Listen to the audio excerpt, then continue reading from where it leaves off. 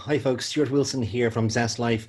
Just decided to put a little video together because we were getting sixth formers who obviously have just heard about the Leaving Cert being extended to July, who were obviously stressed by that and upset by it, and also just feeling like it might be helpful to have some tips and tools as to how to get through what's now a marathon towards the Leaving Cert and not a sprint after Easter. So I just decided to put together a little simple presentation, which I hope will be of benefit. I hope will be helpful. It's only going to last a little while, so let me just explain where we're going with this, if that's okay. And I hope now that you should be able to see ZestLife coming up in your screen. So by way of starting, just to give you an idea, the next 15 or 20 minutes or so, I'm just going to give you some tips and tools as to what we can do to try and assist for the next few months leading in towards your Leaving Cert.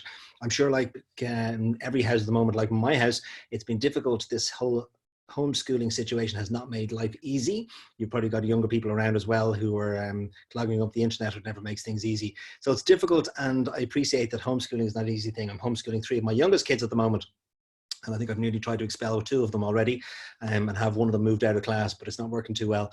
But it's a difficult time and can be a little bit of a stressful time. So just going to try and give you some tips and tools to be able to assist, and that if you are doing your Leaving Cert, that this might be a little bit useful. Now, I'm humbly suggesting some of these things. Some of them you may be doing already. And if you've got methods that are working, please don't stop. Keep going with what you're using that's helpful. Just by way of starting us off, I want to be able to say this to you. First of all, you have been put in an extraordinary set of circumstances because of this pandemic. And I'm terribly sorry that you find yourself in this situation in the first place, because you're not a social experiment. This shouldn't be the situation. Your Leaving Cert should be well out of the way, and obviously the summer free. But unfortunately, we find ourselves in this extremely strange time where a pandemic is keeping us all indoors and socially isolated. So we'll talk a little bit more about that later. But first and foremost, my grandmother used to say, a problem shared is a problem halved. You are caught in the middle of this period of uncertainty, and there's a lot of fear around that. And uncertainty does produce anxiety. So I want to talk a little bit about that as we go through this presentation, if that's okay.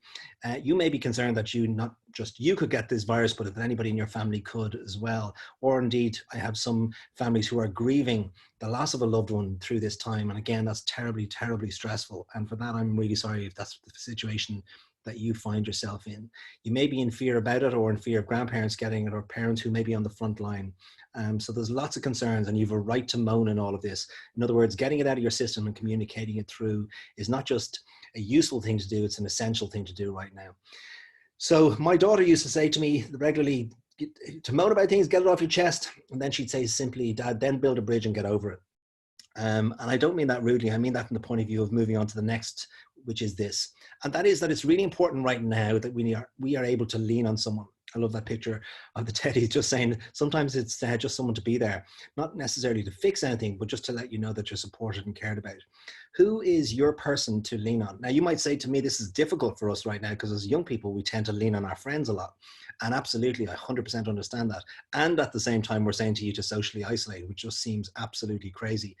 And actually, at the moment, I don't even like the word social isolation. This is a time to have more social connection than ever. Physical distancing, yes, 100%. We should be physically distanced from people to ensure that this pandemic ceases. However, social disconnect is almost dangerous words for our mental health, because we need to be socially terribly connected, very much connected to the people that we care about and love, not just in our home, but also external to that. And that's a time where it's very important to connect with our friends, and we'll talk a little bit about that a little bit later on. So who is your person to lean on?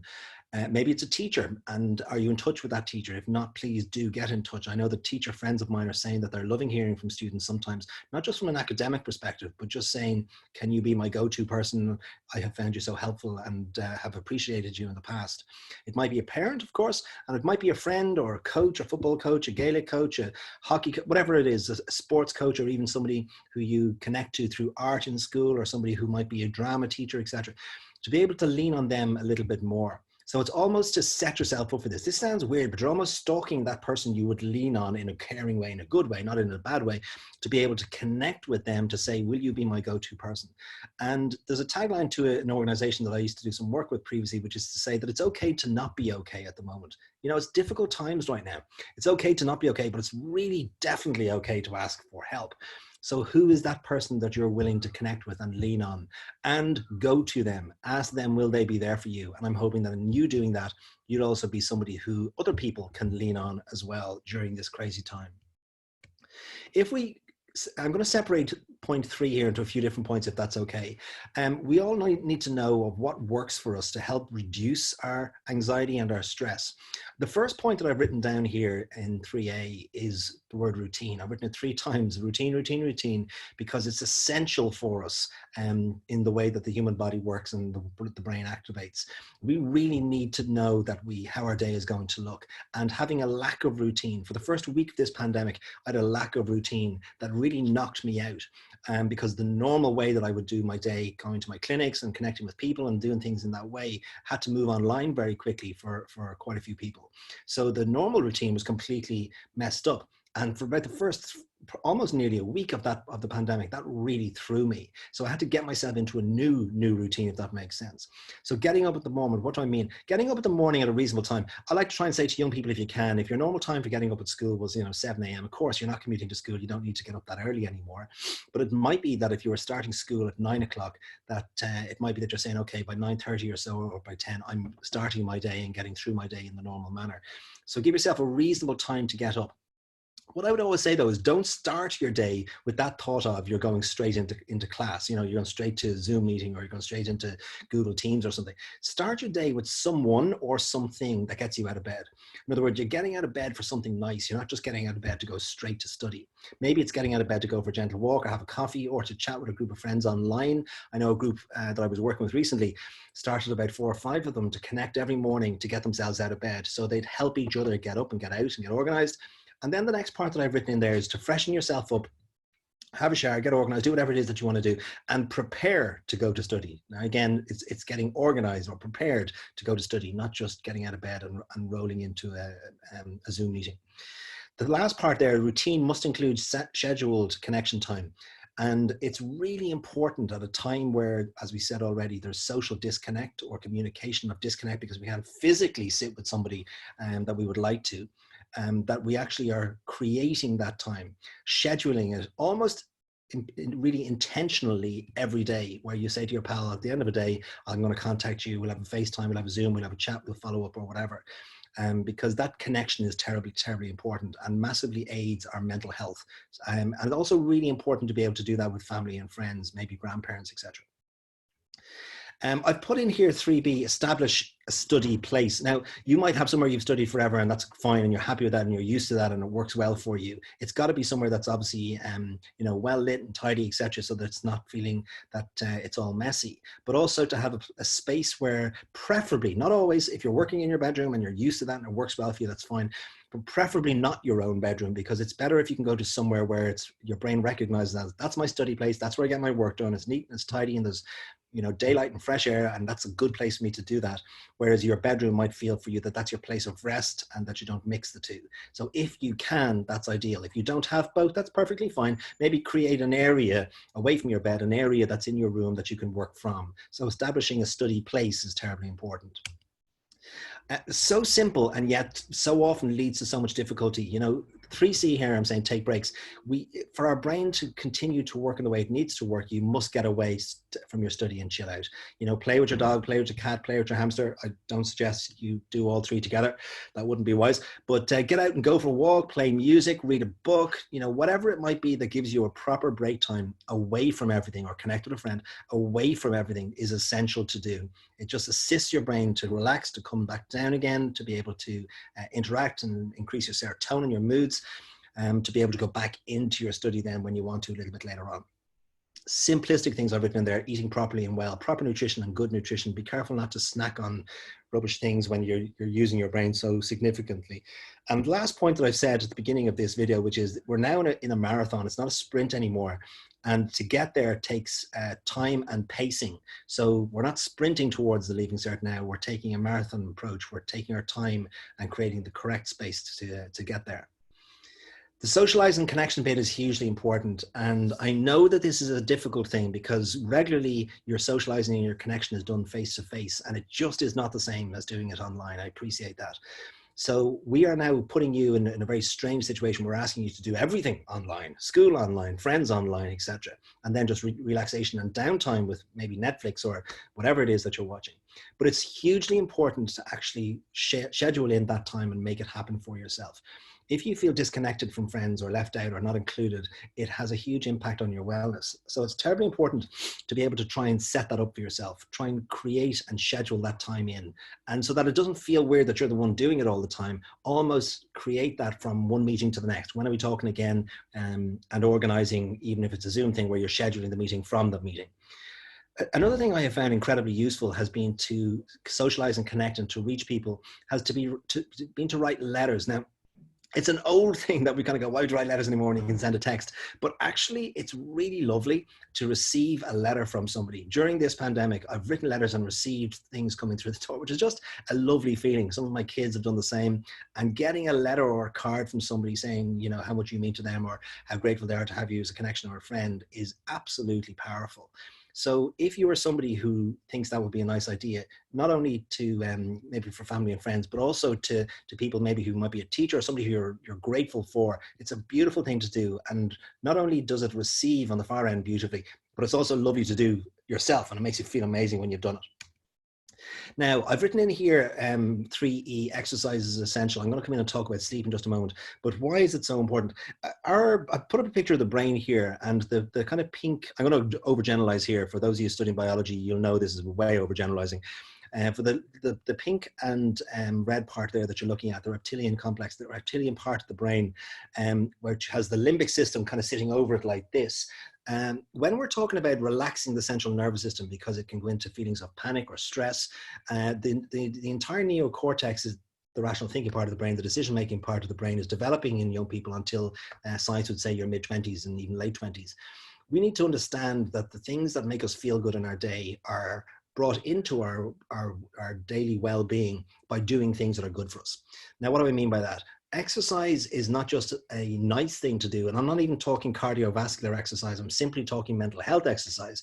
It's not about going to the gym and pumping weights, or it's not about doing heavy repeat runs or things like that. It's about mental health exercise, which brings down the central nervous system, cortisol levels, which is a stress hormone, and brings up. So your cortisol levels are like this in your body. They're going up and down every day. Your cortisol levels, when they're very high, means that quite often your serotonin, your moods are pulled down. So we need to be able to help our days by monitoring that and by building it up in the correct way. So exercise does that. It brings down your cortisol levels and it increases your serotonin. So your serotonin being your mood. So your stress comes down, your mood goes up, and that's where we feel good. We can cope and we're fine there. When it's the other way around and our stress levels are very high and we're trying to study, it's very difficult to concentrate, but also because our mood is low, it's very difficult to motivate. So what we're trying to do is lift that up to get it up to a level that works for us. Exercise is essential for that, and it's really important. You are now sitting around a lot more than exercising previously. Somebody mentioned to me recently that even just going to school, you know, lugging a bag around, going to and from a locker, etc., carrying heavy bags, you're doing so much exercise by just being in school, never mind school exercise or even after school activities, but using so much energy in school, and that's not happening at the moment. So doing some workouts at home are really important, even if you can get to the TV and do some on YouTube, or getting out of the house and going for runs it's incredibly important. But as well as that, your mental health exercise is very important. My reason for saying that is moving into this area, and that is about getting organized for bed and getting into proper sleep routines. One of the common things I'm hearing from young people at the moment, students in 6th years, that they're having difficulty with their sleep. Now, I hope you're not, but if you are, maybe pay attention to this little piece, because it's really important to get proper sleep time. And you know that if you're tired, it's absolutely impossible to try and study. So to get into a proper sleep routine requires preparation for bed. And why have I written in no screens an hour before bed? It's not that I'm trying to be anti-screens. In fact, the opposite. I'm a absolute tech geek. I love technology. What I'm saying about technology is that because you have excess time on screens, when we're on screens for a significant period of our day, the backlight of screens can produce cortisol in the central nerve, in the brain and into the central nervous system. As a result of that, our cortisol levels can increase. When our cortisol levels increase, it can quite often pull our moods down. So we know from being on screens too much that actually we can come away from it a little bit more stressed, no matter what it is that we're watching. The only thing that's different in that's backlit machinery like iPads, iPods, phones, and laptops. A TV is slightly different because a TV doesn't have the same backlight. So if you're watching Netflix, try and watch it on a TV as opposed to watching it on a laptop. Why am I saying no screens 1 hour before bed? We're in this strange scenario where the average time on screens for some young people within your age group is about 5 hours a day. And now we've actually forced you to nearly double that in any given day because you're doing your schoolwork online, you're even talking to your friends online, you're not doing the face-to-face interaction quite so much right now. And as a result, then we're asking you to connect with your friends online as well. So even your downtime then watching Netflix or doing whatever is also on screens. So as much as is possible, a couple of things to really help with that would be following. One would be to watch TV as opposed to watching a laptop or an iPad. The second thing would be if you are working on screens, to even if you can HDMI connect your laptop to an actual TV. So you're watching the TV as opposed to watching the backlit screen. That will also help. And screens before bedtime, for about that hour before you go to bed, please do your best to try and not have any screens as that last hour. It allows your cortisol levels to come back down again. Now, if you interact with bringing your cortisol levels down because you're not watching screens, and allowing your serotonin to rise, which is your mood, heading towards bedtime, we're trying to allow your melatonin, which is your sleep patterns, to rise. Your cortisol levels, if they're too high, will interfere with your melatonin. So it'll actually delay your brain going into a REM sleep, a deep sleep, a brain replenishment sleep, to get rid of all of the cortisol and to produce new cells in your brain for your brain to be able to allow to study the next day. It's really important for your melatonin to rise so you get proper sleep at nighttime to allow that. But we know that the excess screens can interfere with that. So at nighttime, when your cortisol levels are coming down because you're not watching screens for that last hour, try and do one of 4 things to increase your serotonin, because serotonin will advance with melatonin. It'll rise with it, whereas cortisol will halt or slow down the production of melatonin. So what can we do? The second point here, ideally walk, talk, read or write. Gentle mental health walk, not a power walk, will bring down cortisol but increase serotonin. So will having a conversation face-to-face with another human being, not online, but face-to-face. So come downstairs, talk with mom or dad or whoever's around.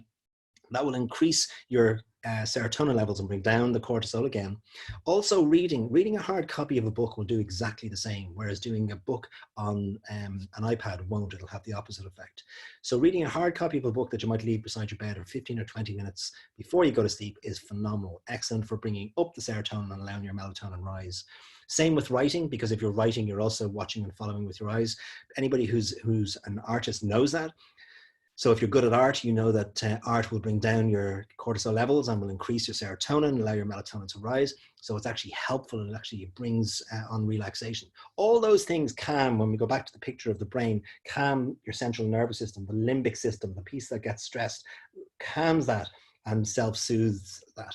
So not waking yourself up before you're going to bed by doing any of the cortisol inducing things like screens has a huge impact.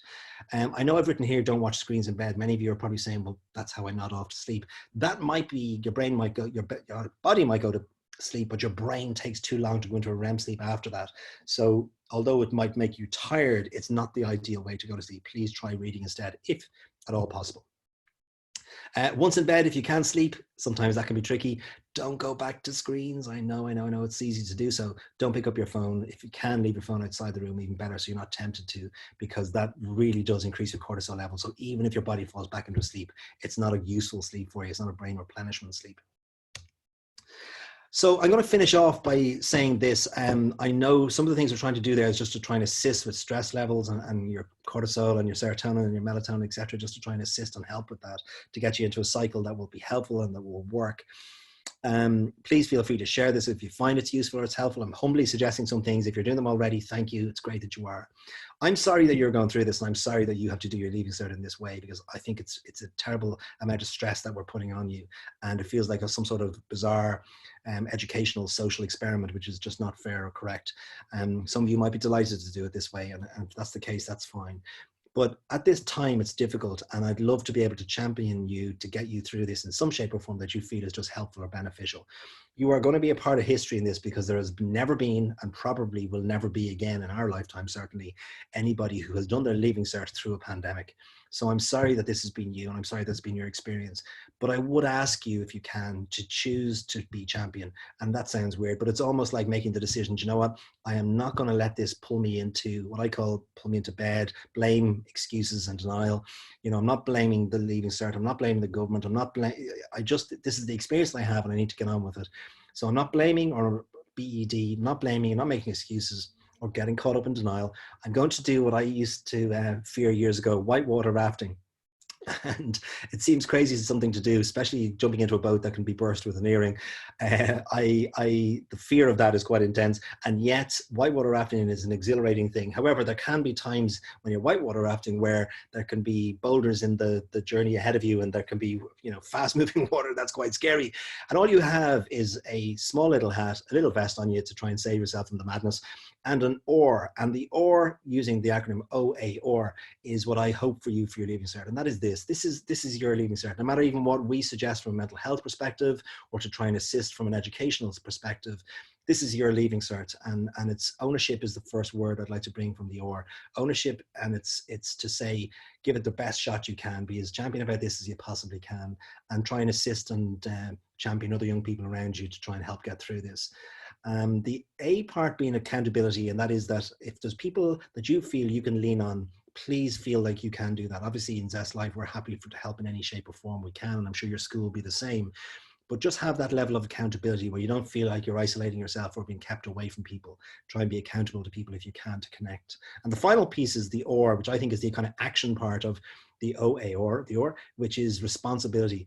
Because at the end of the day, this is up to you to ask for the help if you need it, to, if you're getting anxious or upset or worried about stuff, is to connect with somebody who's either professional who can help or somebody who you can rely on, and hopefully use that OR to steer ourselves through the whitewater rafting, this direction towards the marathon, towards the Leaving Cert now, as opposed to the sprint. And from my perspective, I hope it goes incredibly well for you. I hope that this experience, although be it a strange one and a difficult one, that to do your Leaving Cert through a pandemic, I hope that it gets you over the line, and I hope it brings you through into college courses or a future that is absolutely everything you've ever dreamed of. And if we can ever help you within ZestLife, please feel free at some point just to connect with us. But thank you so much for listening. Take care and God bless you. And I hope things go great for you.